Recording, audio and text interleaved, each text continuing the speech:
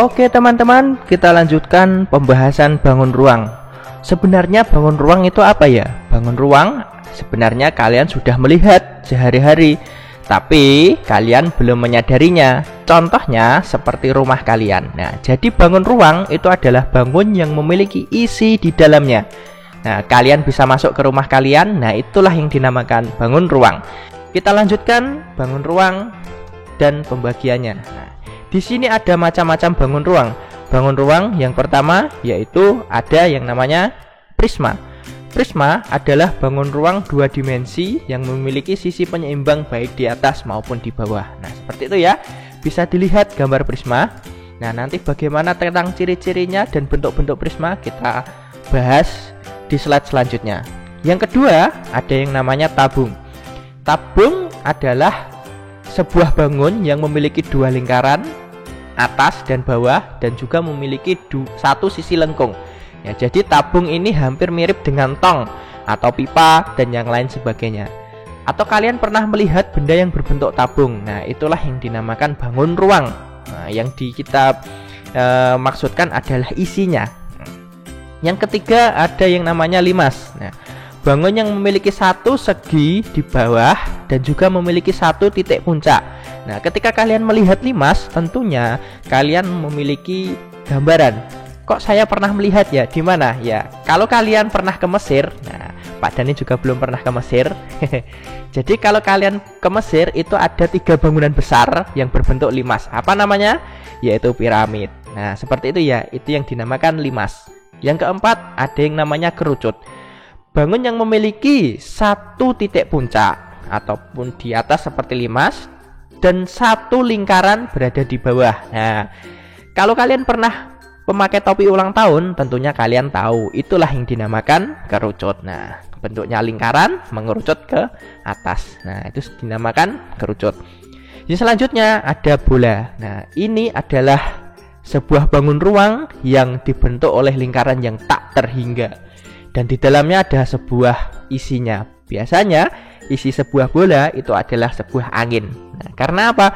Karena di dalam sebuah isi bola, konstruksinya itu tidak bisa disangga dengan menggunakan tiang atau dan lain sebagainya.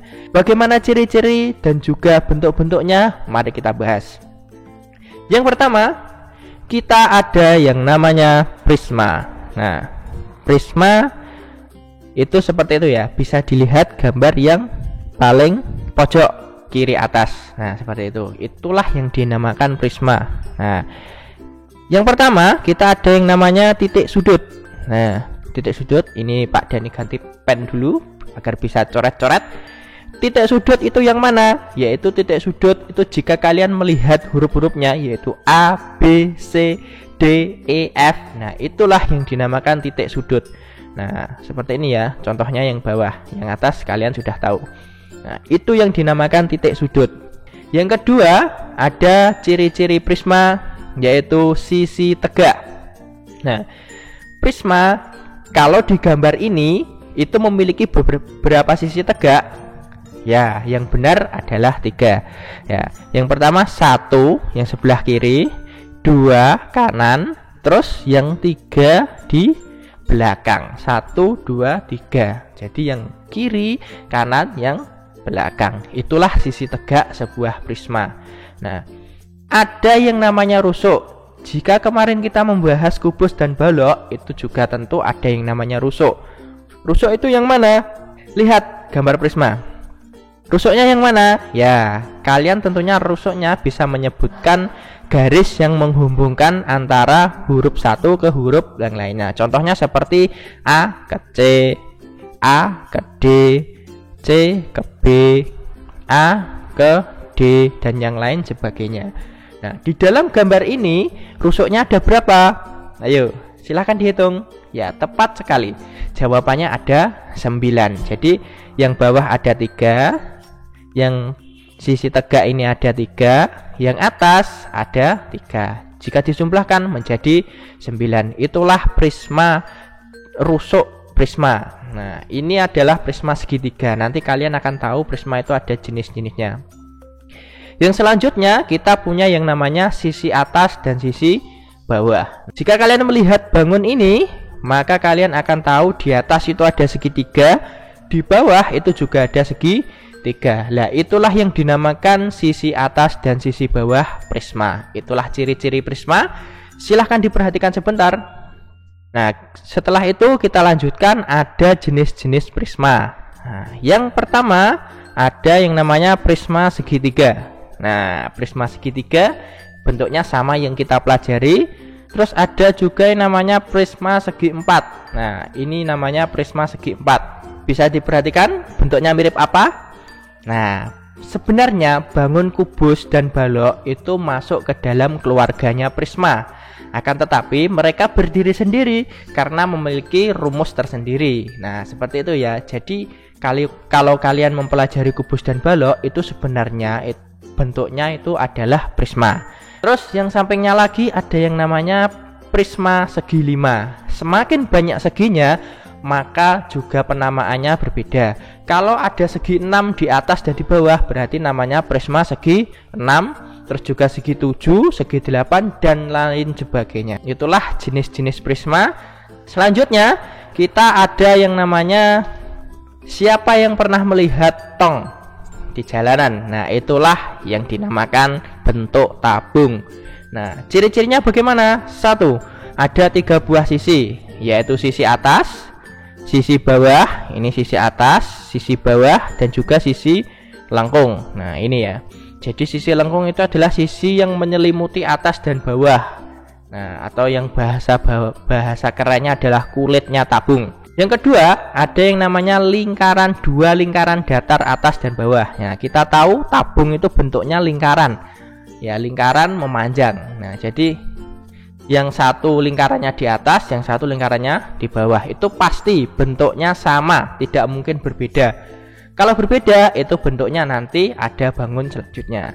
Yang ketiga, ada yang namanya rusuk. Ayo, tabung memiliki berapa rusuk? Ya, tabung hanya memiliki 2 rusuk. Yang pertama adalah rusuk sebelah kiri, yang kedua rusuk sebelah kanan. Nah, ini. Terus titik sudut. Nah, tabung tidak memiliki titik sudut sama sekali. Nah, jadi bisa diperhatikan tidak ada pojokan yang memiliki sudut pada tabung. Bisa diperhatikan? Lalu kita lanjutkan. Inilah benda-benda yang sesuai dengan tabung. Yang pertama ada tong, yang kedua ada pipa paralon.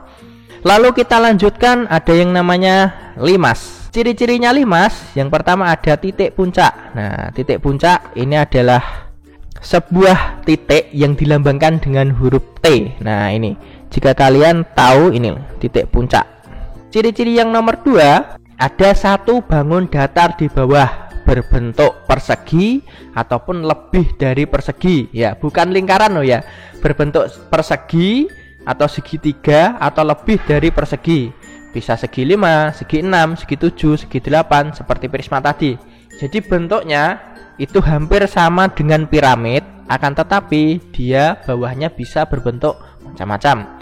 Bisa segitiga, bisa persegi, bisa segi 5, bisa segi 6 sampai seterusnya. Yang ketiga ada yang namanya rusuk. Rusuk yang sesuai dengan prisma. Ya, ini ada berapa rusuknya? Rusuk tadi adalah garis yang menghubungkan antara huruf 1 atau titik 1 ke titik selanjutnya. Ya, yang pertama A ke T, terus D ke T, terus C ke T, B ke T, dan seterusnya A ke B. Nah, kita lanjutkan nomor 4, yaitu titik sudut. Memiliki titik sudut yang banyak sekali. Nah, limas memiliki titik sudut berjumlah 5. Yang pertama di puncaknya, yang kedua di pojokan-pojokan. Kita lanjutkan macam-macam limas. Ada limas segitiga, ada limas segi 4, ada limas segi 5. Seperti itu macam-macam limas. Kita lanjutkan. Ada yang namanya kerucut. Nah, bisa diperhatikan seperti topi ulang tahun. Nah, seperti topi ulang tahun. Ciri-cirinya, yang pertama ada titik puncak. Ya, seperti biasa kerucut memiliki titik puncak yang dilambangkan dengan huruf X. Nah, di atas 1. Yang kedua, ada satu bangun datar berbentuk lingkaran. Nah, di bawah ada bangun datar berbentuk lingkaran. Yang nomor 3, ada sebuah rusuk. Nah, kerucut hanya memiliki satu rusuk yang dilambangkan dengan huruf T. Nah, ini ya. Jadi antara X sampai ke bawah, ke tengah-tengah lingkaran, itulah yang dinamakan rusuk pada kerucut. Nah, terus yang nomor 4, ada yang namanya titik sudut. Nah, bagaimana dengan kerucut? Apakah memiliki titik sudut? Kerucut sama sekali tidak memiliki titik sudut. Kita lanjutkan. Nah, benda-benda yang mirip dengan kerucut. Yang pertama, topi ulang tahun. Nah, topi ulang tahun. Yang kedua, ini apa? Kalian tahu? Nah, ini biasanya yang dipakai untuk parkir di tengah jalan. Nah, itu namanya benda yang mirip dengan kerucut. Bisa diperhatikan. Kita lanjutkan. Yang terakhir, ada yang namanya bola. Nah, bola. Siapa yang belum pernah main bola? Ciri-cirinya, yang pertama ada titik pusat. Titik pusat dilambangkan dengan huruf X. Nah, dilambangkan dengan huruf X, ini di tengah. Yang kedua, ada yang namanya jari-jari. Nah, jari-jari dilambangkan dengan huruf R, ini ya, antara tengah sampai ke samping. Itu jari-jari. Ciri-ciri yang ketiga, ada yang namanya rusuk. Bola tidak memiliki rusuk sama sekali ya. Nah, seperti itu ya.